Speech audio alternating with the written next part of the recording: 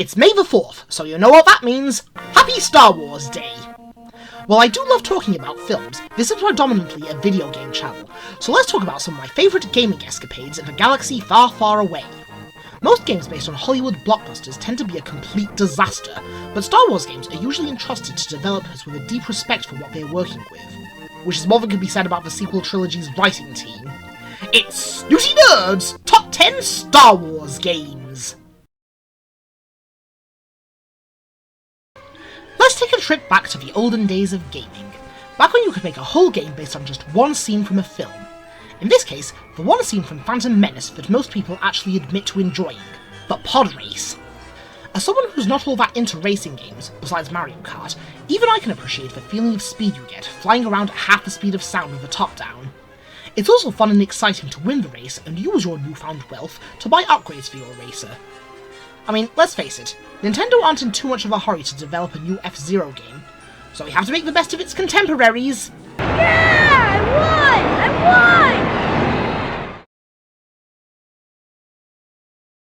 won! With the popularity of the Mandalorian series, people were looking forward to the video game adaptation, only to get burned when the game was cancelled. Maybe it'll be revisited someday, who knows. But until then, there's always Star Wars Bounty Hunter. This musical, taking place between Phantom Menace and Attack of the Clones, has you play as Jango Fett, who's competing for a bounty offered by Count Dooku, with the ulterior motive of choosing the template for the clone army. So, you're competing to become Count Dooku's kept man. Sounds like a pitch for a reality show. Then again, having a million or so clones with your face, that's like the ultimate prize for a narcissist like me. It's right up there with having my face on the £5 note. It zigzags between fun and frustrating, but there's no denying how great it is zooming around with a jetpack, using a flamethrower for crowd control, and using Jango's arsenal of tools to bring in the bounties alive. After all, it's always fun to play as the bad boy. Something that Star Wars always makes good on is excellent vehicle-based action sequences, be it on land or up in the air.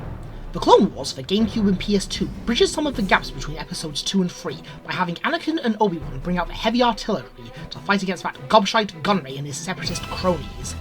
In addition to the usual spaceships, we also have hover tanks, speeder bikes, beasts of burden, and even flying segways with laser guns. I love running around with a lightsaber as much as the next person, but like Lieutenant Gruber from our LOLO, it's always a pleasure to go out for a Sunday drive in my little tank.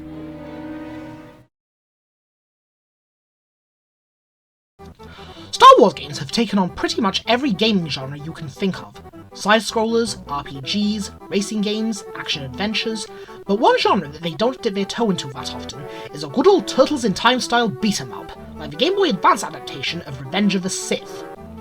Play as Anakin or Obi-Wan and become a one-man army, slicing through hordes of enemies with upgradable force powers and some epic boss fights, including the Jedi Temple's Master Duelist, whose scene was cut from the final film. Now, for an escort title for a handheld, you'd think it was just a cheap alternative. But no, they actually developed a solid Jedi Knight hack and slash, with a unique cartoonish look to it. You have all the tricks, like blocking, deflecting laser blasts, and throwing the lightsaber. Just goes to show, you don't need millions of polygons to make a good game.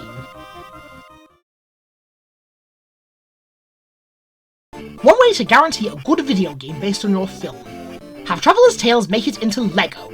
Because when they adapted Star Wars into a LEGO game, it was the start of something big. Not only because it was hilarious to watch Star Wars' grandiose story recreated with LEGO and pantomime, but the platforming and puzzle solving provided a solid enough gameplay loop to work with pretty much anything. And work with anything, it has. Just remember, it all started with Star Wars. When I was a schoolboy, I'd often stop into my local game shop on the way home from school to play on the display Nintendo 64. Sometimes we'd have Rogue Squadron set up, and it was always great fun. But it's not on the list.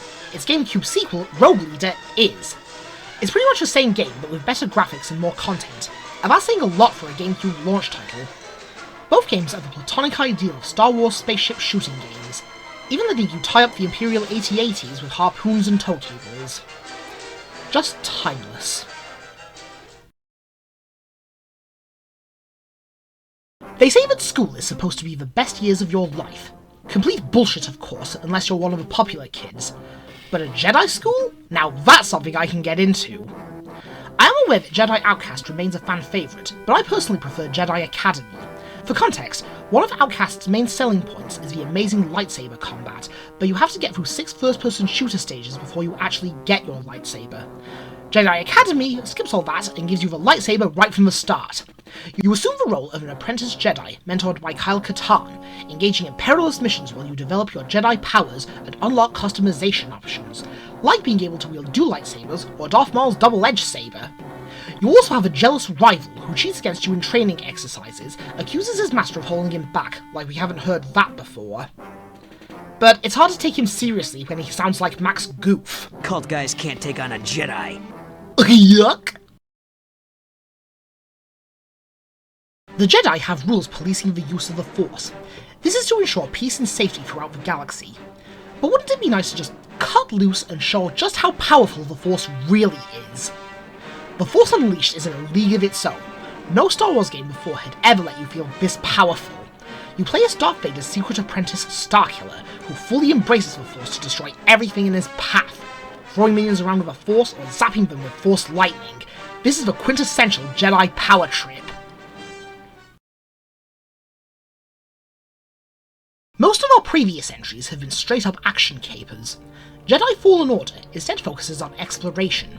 A few years after Order 66, you assume the role of Cal Kestis, a stray Padawan enlisted by the quirky crew of the starship Mantis to help rebuild the Jedi Order, along with the lovable utility droid BD-1. Fallen Order combines Star Wars with the climbing and platforming of a modern Prince of Persia game. Flying around the galaxy exploring planets, upgrading BD-1 to access new areas, and using Force Echoes to uncover the lore and backstories of Everywhere You Go. And Everywhere You Go is really atmospheric. Even the Breaker's Yard in the tutorial level was amazing to look at. And now to embrace a Force recap before we get to number 1. Number 10, Episode 1 Racer. Number 9, Star Wars Bounty Hunter. Number 8, The Clone Wars. Number 7, Revenge of the Sith on Game Boy Advance. Number 6, Lego Star Wars. Number 5, Rogue Leader. Number 4, Jedi Academy.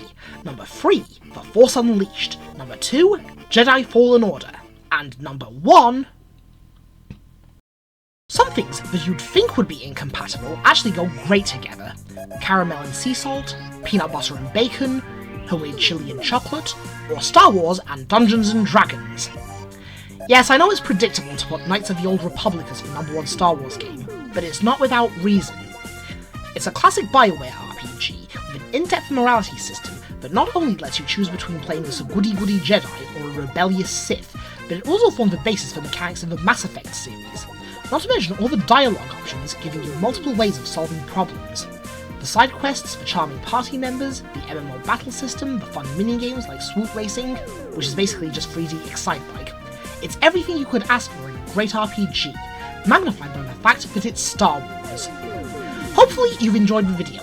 I know there's a lot of other great Star Wars games that I miss out that people are going to let me know about in the comments section. But just before you go, you need to hit the subscribe button. This is the channel you're looking for.